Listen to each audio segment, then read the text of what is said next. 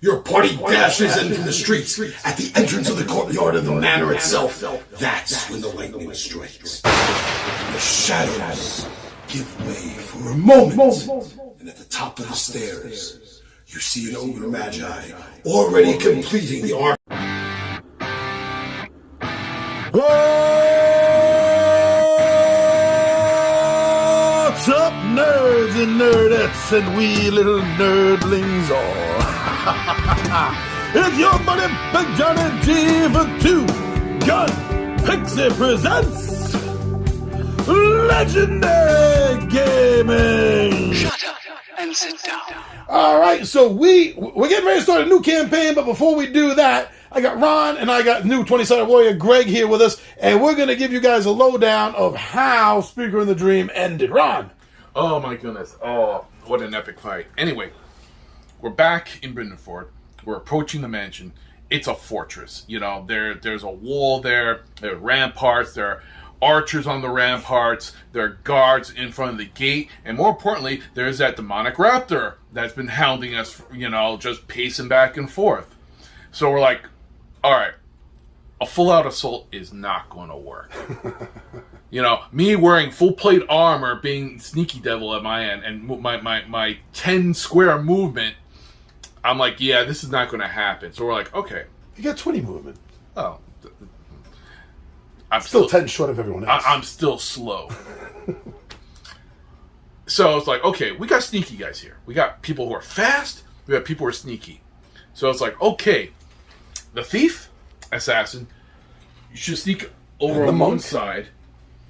And the monk, I'm like, the monk is just super fast. It's like, maybe he could just blaze right across, you know, and maybe not get noticed.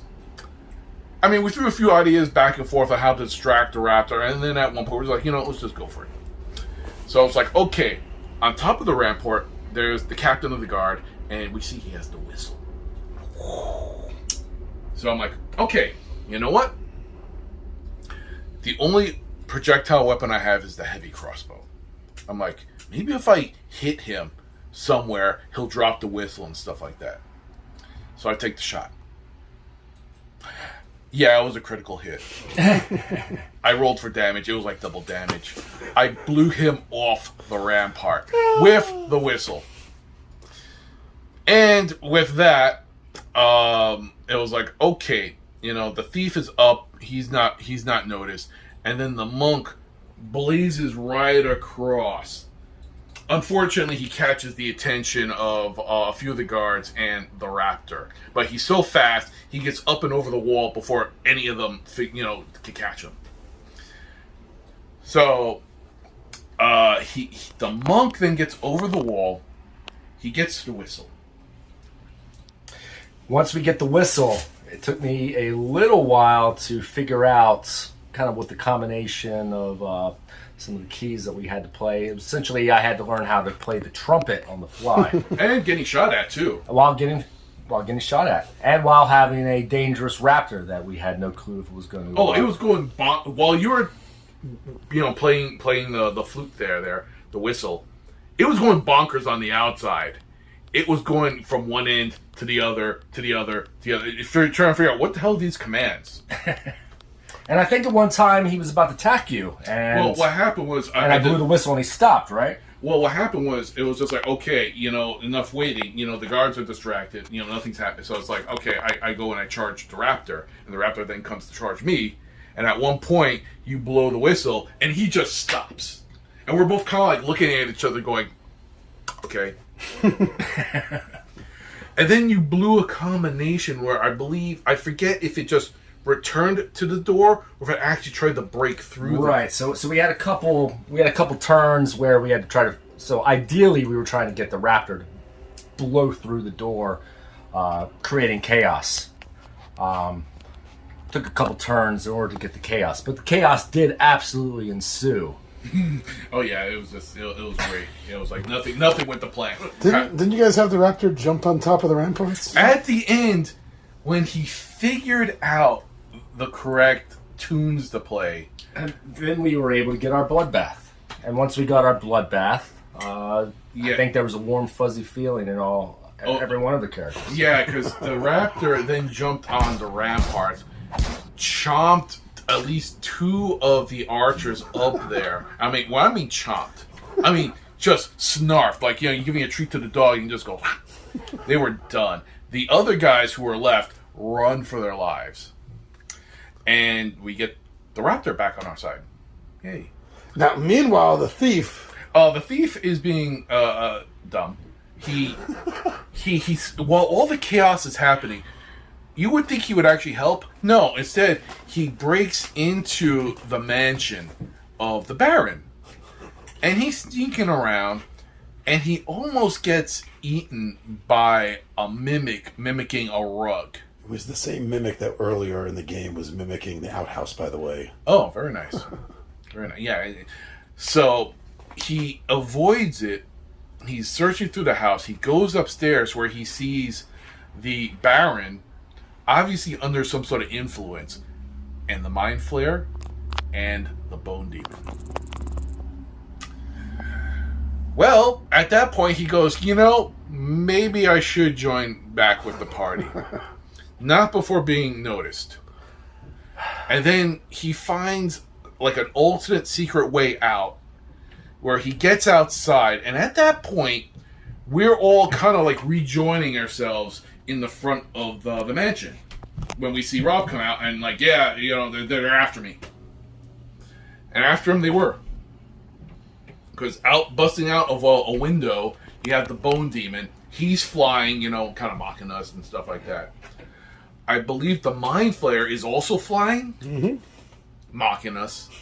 To which it's like, everyone's flying. It's like, come down, let me chomp.